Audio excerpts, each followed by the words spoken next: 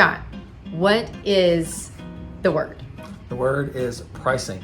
And why are we going to talk about pricing? Because pricing is maybe the most important thing in getting it right when you want to achieve your goals when selling your home. And what have we learned about pricing? It's very easy to overprice your home, which is extremely detrimental to you achieving your pricing goal. Why is an overpriced house so bad?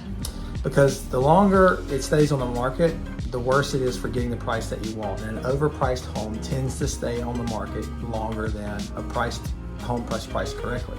And what do we always hear when somebody says, "Oh, it's been on the market for X number of days"? What's wrong with it? What's wrong with it? What's wrong with it? So when we are talking with our clients, pricing comes up. When people are selling their house, it's one of the things we talk the most about.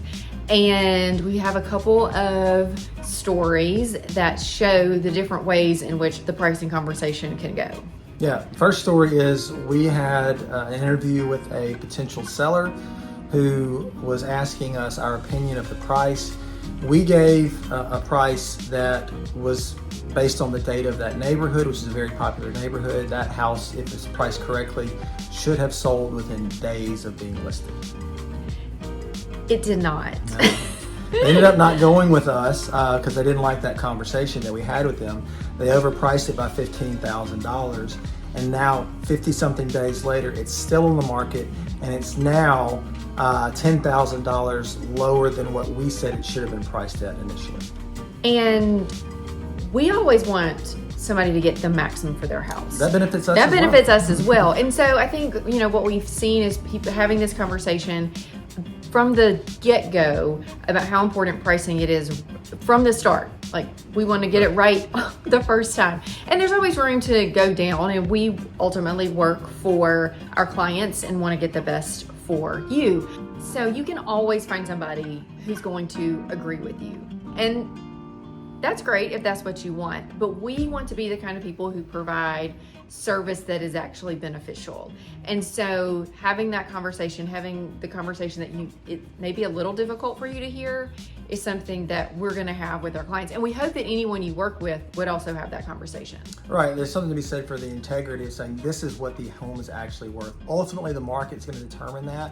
We're looking at the market to help you price your home, not at what you think it's worth. There's an emotional attachment there, and we get that. We're coming from a data-driven standpoint that we want to show you what your house is worth according to the market. So if we have a house priced correctly, what happens? So most of the time. The second point is that it's difficult to underprice a house because the market's still going to take it to where it needs to go.